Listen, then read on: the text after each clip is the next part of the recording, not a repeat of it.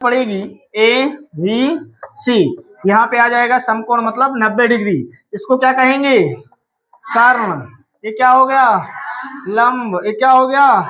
आधार। ये किसकी बात हो रही है? सी के सापेक्ष में, थीटा की बात हो रही है। सी के सापेक्ष में बात होगी तो ये आधार है, ये लंब है। अगर मान लो ए के सापेक्ष में बात होगी तो ये आधार बन जाएगा और ये लंब बन जाएगा। ठीक है। अब क्वेश्चन 5 बोल रहा है कि सेक थीटा बराबर कितना दिया है? सेक थीटा बराबर 12/13/12, 13/12 दिया है। ठीक है। ये क्या है? दिया है। ज्ञात क्या करना है? ज्ञात क्या करना है? यहाँ पर देखो, एक तो दिया है सेक थीटा, अब कितना बच गया है?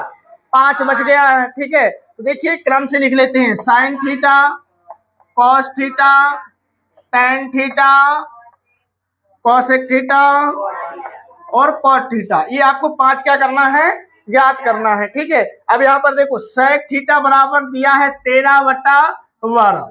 सेक थीटा बराबर कितना दिया है?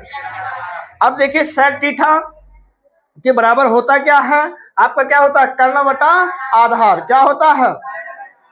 तो कर्ण कितना हो गया? 13। कितना हो गया? आधार कितना हो गया? 12। अब इसमें ज्ञात क्या करना है?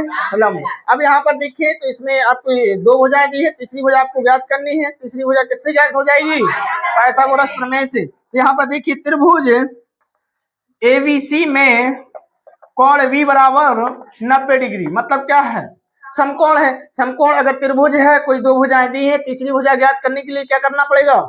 पाइथागोरस प्रमेय लगाइएगा। पाइथागोरस प्रमेय से। ठीक है। पाइथागोरस प्रमेय क्या कहता है हमारा? कर्ण का स्क्वायर बराबर होता है आधार का स्क्वायर प्लस लंब का स्क्वायर। कर्ण स्क्वायर दिया है, क्या दिया है? मान कितना दिया है? 13। तो 13 पे क्या आ गया? स्क्वायर बराबर आधार दिया है 12 पे स्क्वायर प्लस लंब दिया है, क्या नहीं दिया है? लंब भुजा क्या है? A B. तो ए बी पे स्क्वायर। अब 13 13 कितना होगा? 169। कितना होगा? 169 बराबर 12 144 प्लस ए बी स्क्वायर। अब क्या कर दीजिए? पक्षांतरण। तो 169 बराबर किस तरफ आएगा? तो क्या होगा? -144 बराबर ए बी स्क्वायर। यहाँ तक किसी कोई दिक्कत है? समझ में आ गया? अब 169 में से 144 को घटाइएगा। 9 में से 4 जाएंगे, 5 बचेगा। 6 में से 4 जाएगा, 2 बचेगा। 1 में से 1 जाएगा, कुछ नहीं। तो क्या बन गया? ए बी स्क्वायर बराबर कितना बचा है? 25। स्क्वायर उस तरफ जाएगा, काय में चेंज होगा? रूट में। तो ए बी बराबर क्या हो जाएगा? √25। तो ए बी बराबर √25 की वैल्यू 5। तो यहाँ पर लंब भी निकल आया। कितना निकल आया? 5। अब इसके देखिए सभी त्रिकोणमितीय अनुपात आपको ज्ञात करना है। तो साइन थीटा बराबर क्या होता है? लंब बटा कर्ण। लंब बटा कर्ण तो 5/13 आ जाएगा। कोस थीटा बराबर क्या होता है? आधार बटा कर्ण तो 12/13 आ जाएगा। फिर उसके बाद टेन थीटा क्या होता है? लंब बटा।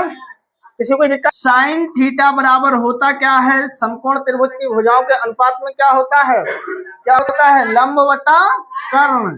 लंब बटा क्या होता है? कर्ण। तो यहाँ पर देखिए लंब भुजा क्या है? ए बी बटा क्या है? ए सी। ए बी का मान कितना? 5 बटा कर्ण का मान तो 5/13 हो गया। ठीक है। इसी प्रकार से किसका लिखेंगे? कॉस का। कॉस थीटा बराबर क्या होता है? आधार बटा कर्ण। क्या होता है? आधार बटा क्या होता है? कर्ण। अब आधार क्या है? VC। VC बटा क्या हो जाएगा? AC। तो VC का मान कितना है? 12 बटा क्या है? 13। ये निकल आया तुम्हारा कॉस का। अब किसका निकालेंगे? टेन का। तो टेन थीटा बराबर क्या होगा? बताइएगा। लंब बटा आधार। लंब बटा आधार। तो लंब का मान क्या है? लंब का मान कितना है? 5।